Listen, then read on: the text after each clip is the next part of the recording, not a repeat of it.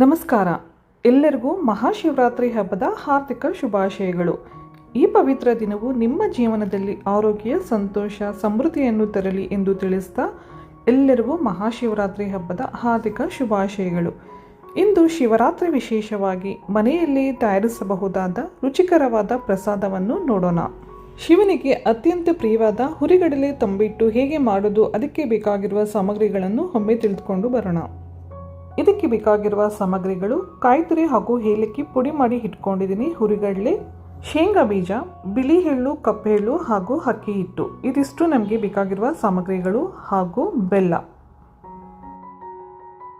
ಈಗ ಮಾಡುವ ವಿಧಾನ ತಿಳ್ಕೊಳ್ಳೋಣ.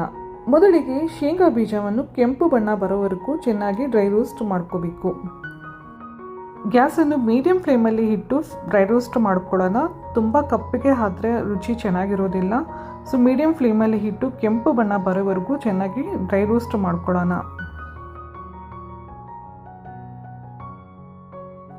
ಇಷ್ಟು ಬಂದರೆ ಸಾಕು. ಇವಾಗ ಸ್ಟವ್ ಆಫ್ ಮಾಡಿ ಒಂದು ಪಾತ್ರೆಗೆ ಟ್ರಾನ್ಸ್ಫರ್ ಮಾಡ್ಕೊಳ್ಳೋಣ. ಇದನ್ನು ಫ್ಯಾನ್ ಕೆಳಗಡೆ ಇಟ್ಟರೆ ಬೇಗ ತಣ್ಣಗಾಗುತ್ತೆ. ಸೊ ಈಸಿಯಾಗಿ ನಾವು ಸಿಪ್ಪೆ ತೆಗಿಬೋದು. ಇವಾಗ ಇದೇ ಬಾಣಲಿಗೆ ಹುರಿಗಡಲೆ ಕೂಡ ಬಿಸಿ ಮಾಡ್ಕೊಳ್ಳೋಣ. ಇದು ತುಂಬ ಡ್ರೈ ರೋಸ್ಟ್ ಆಗೋದು ಬೇಡ, ಜಸ್ಟ್ ಬಿಸಿ ಆದರೆ ಸಾಕು. ತುಂಬ ಕಪ್ಪಿಗೆ ಆಗೋದು ಕೂಡ ಬೇಡ, ಜಸ್ಟ್ ಬಿಸಿ ಮಾಡ್ಕೊಳ್ಳೋಣ ಅಷ್ಟೇ. ಇದು ಕೂಡ ಕಂಪ್ಲೀಟಾಗಿ ಲೋ ಫ್ಲೇಮಲ್ಲೇ ಇಟ್ಟು ನಾವು ಫ್ರೈ ಮಾಡ್ಕೊಳ್ಳೋಣ. ಇದು ಬೇಗ ಕಪ್ಪಿಗೆ ಆಗುತ್ತೆ, ಇಲ್ಲ ಅಂದರೆ. ಇದು ಜಸ್ಟ್ ಬಿಸಿ ಆಗಿದೆ ಸಾಕು. ಇವಾಗ ಸ್ಟವ್ ಆಫ್ ಮಾಡ್ಕೊಂಡು ಇದು ಕೂಡ ಒಂದು ತಟ್ಟೆಗೆ ಟ್ರಾನ್ಸ್ಫರ್ ಮಾಡ್ಕೊಳ್ಳೋಣ. ಇವಾಗ ಅದೇ ಬಾಣಲಿಗೆ ಬಿಳಿ ಎಳ್ಳು ಹಾಗೂ ಕಪ್ಪು ಎಳ್ಳು ಹಾಕಿ ಅದನ್ನು ಡ್ರೈ ರೋಸ್ಟ್ ಮಾಡ್ಕೊಳ್ಳೋಣ.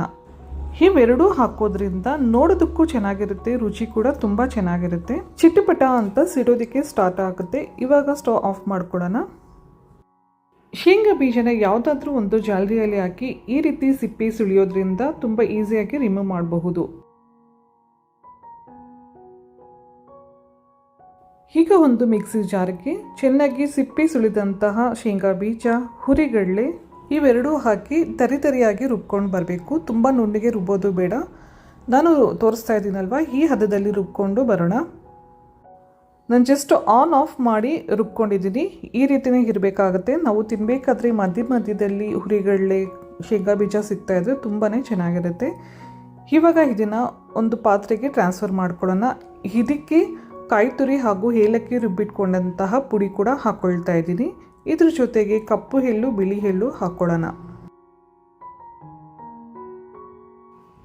ಈಗ ಅಕ್ಕಿ ಹಿಟ್ಟು 3 ಕಪ್ ಹಾಕ್ಕೊಳ್ತಾ ಇದ್ದೀನಿ. ಕ್ವಾಂಟಿಟಿ ನಿಮ್ಮ ಇಷ್ಟ, ನಿಮಗೆ ಎಷ್ಟು ಬೇಕೋ ಅಷ್ಟು ಹಾಕ್ಕೊಳ್ಳಿ. ಇಷ್ಟೇ ಬೇಕು ಅಂತ ಏನೂ ಇಲ್ಲ, ನಿಮಗೆ ಎಷ್ಟು ಬೇಕು, ಮನೆಯಲ್ಲಿ ಎಷ್ಟು ಜನ ಇದ್ದಾರೆ ಅದ್ರ ಮೇಲೆ ಡಿಪೆಂಡ್ ಆಗುತ್ತೆ. ನಾನು 3 ಕಪ್ ಹಾಕ್ಕೊಳ್ತಾ ಇದ್ದೀನಿ. ಅಕ್ಕಿನ ಚೆನ್ನಾಗಿ ವಾಶ್ ಮಾಡಿ ನೆರಳಲ್ಲಿ ಫ್ಯಾನ್ ಕೆಳಗಡೆ ಒಣಗಿಸಿ ನಾವು ಮಿಲ್ಗೆ ಕೊಟ್ಟಿದ್ದೆ. ನಾನು ಮನೆಯಲ್ಲೇ ಮಿಕ್ಸಿ ಮಾಡಲಿಲ್ಲ, ತುಂಬ ನುಣ್ಣಗೆ ಬೇಕಾಗುತ್ತೆ. ಸೊ ಅದಕ್ಕಾಗಿ ಮಿಲ್ಗೆ ಕೊಟ್ಟಿದ್ದೆ. ನಿಮ್ಮ ಹತ್ರ ಅಷ್ಟು ಸಮಯ ಇಲ್ಲ ಅಂದರೆ ರೆಡಿಮೇಡ್ ಅಕ್ಕಿ ಹಿಟ್ಟು ಸಹ ನಾವು ಯೂಸ್ ಮಾಡಬಹುದು, ಅದು ಕೂಡ ತುಂಬ ಚೆನ್ನಾಗಿರುತ್ತೆ. ಈಗ ಬೆಲ್ಲನ ಪಾಕ ಮಾಡೋಣ. ಪಾಕ ತುಂಬ ಗಟ್ಟಿಯಾಗಿ ಮಾಡೋದು ಬೇಡ, ತುಂಬ ನೀರಾಗಿ ಮಾಡ್ಕೋಬೇಕು. ಸೊ ಅದಕ್ಕಾಗಿ ಸ್ವಲ್ಪ ಹೆಚ್ಚಾಗಿ ನೀರು ಹಾಕ್ಕೊಳ್ತಾ ಇದ್ದೀನಿ. ಬೆಲ್ಲ ಎಷ್ಟು ತಗೋಬೇಕು ಅಂದರೆ ಕ್ವಾಂಟಿಟಿ ಮೇಲೆ ಡಿಪೆಂಡ್ ಆಗುತ್ತೆ. ಸಿಹಿ ಹೆಚ್ಚು ಇಷ್ಟಪಡೋರು ಹೆಚ್ಚಾಗಿ ಹಾಕ್ಕೊಳ್ಳಿ. ನಾನು 2 ಉಂಡೆಯಷ್ಟು ಬೆಲ್ಲ ಹಾಕ್ಕೊಂಡಿದ್ದೆ. ಅದಕ್ಕೆ ನೀರು ಸುಮಾರು 1 ಗ್ಲಾಸಷ್ಟು ಹಾಕ್ಕೊಂಡಿದ್ದೀನಿ. ಈ ರೀತಿ ನೀರಾಗಿ ಪಾಕ ಹಿಡ್ಕೊಳ್ಳೋಣ. ಇದು ಪಾಕ ಗಟ್ಟಿಯಾಗಿ ಬರಬೇಕು ಅಂತ ಏನಿಲ್ಲ, ಜಸ್ಟ್ ಬೆಲ್ಲ ಕರಗಿದ್ರೆ ಸಾಕು.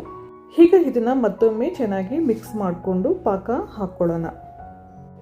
ಪಾಕ ಹಾಕ್ಕೋಬೇಕಾದ್ರೆ ಎಲ್ಲ ಒಂದೇ ಸಲ ಹಾಕ್ಕೋಬಾರ್ದು, ಸ್ವಲ್ಪ ಸ್ವಲ್ಪ ಹಾಕ್ಕೊಳ್ಳೋಣ. ಮತ್ತು ತುಂಬ ನೀರಾದರೆ ಅದು ಕೂಡ ಉಂಡೆ ಕಟ್ಟೋದಕ್ಕೆ ಹಾಕೋದಿಲ್ಲ, ನೋಡಿಕೊಂಡು ಹಾಕ್ಕೊಳ್ಳಿ.